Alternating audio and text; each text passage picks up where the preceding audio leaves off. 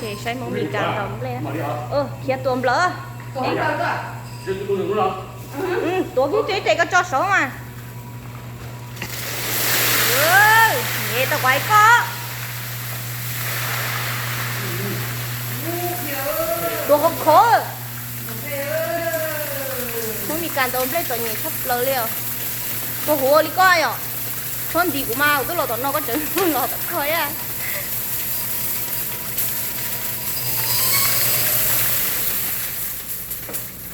Nó phát dậy.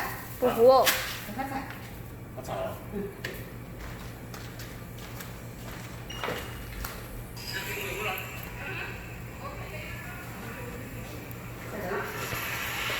cho nên nó sẽ tắt tỏ sợ nó phải phá lọt hổ à Rất rồi. tôi có khói cho em cảm lấy hết chị le cho con không tiêu cho này không luôn không ạ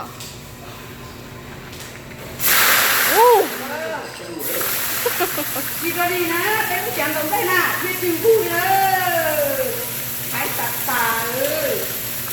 Nó cứ phải cái pha rồi, lớn mua cái gì đi thả rồi. Cái con nó có tập lốt của cái lai à? Lấy đồ của nó này. lúc nào có uo rồi Nó cũng quậy qua ra. Mới nhớ là nó qua. bây giờ Dạ. 이거 먹으면 이렇게 튀겨. Cái đấy tao thấy. nhớ tôi có nước thái kho nó là nó ngập cơ của em nó đi chia tôi thái kho hậu á 알지? 또 먹고 가보라. 가라. Dạ, giờ tao câu tao câu. là chung đá đấy chị bay đá liền Đây là đây.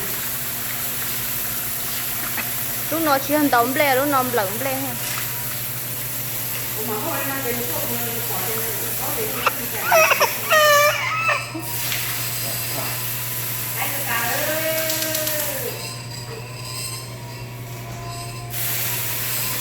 muốn mì cam lẫn ble đống ble mà toàn nhẹ cha đi thôi lẫn ta chê cả không cho không một con chữ ta li á cho nó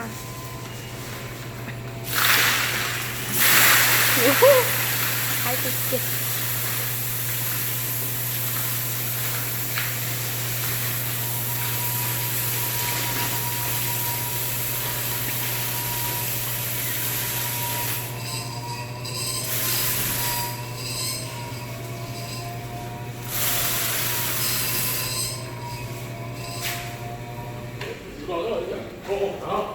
của ta I think your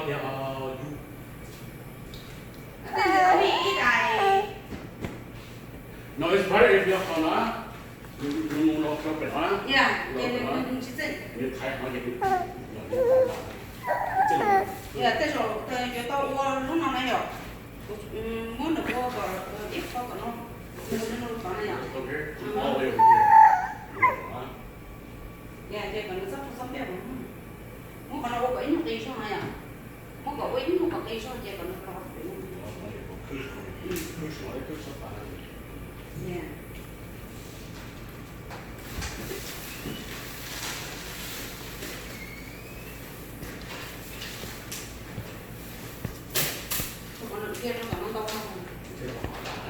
của đây có thể gọi ô có chỉ đấy chế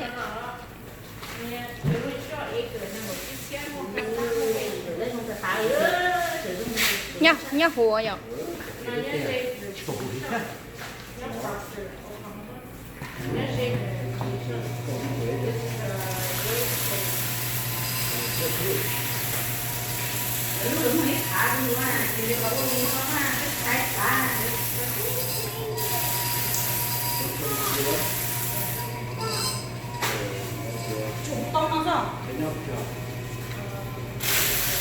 rồi em lợn tê đấy chỉ tê vậy đéo là cái lư tảo Ai xem không? cái gì lúc nào mà lợn chó lúc nào lúc lợn tay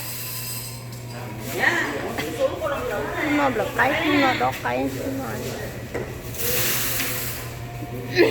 nói chuyện nằm lụm lên.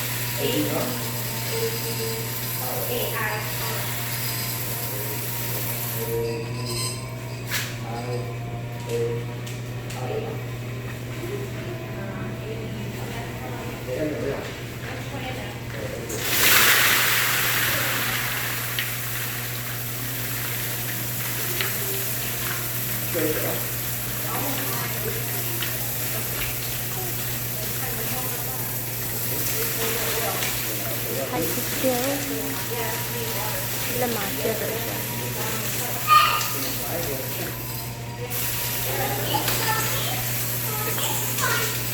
Rồi bắt tay vào nhau. Ai sắp tới các chị sẽ tiêu thụ. Chị theo hả? Có được.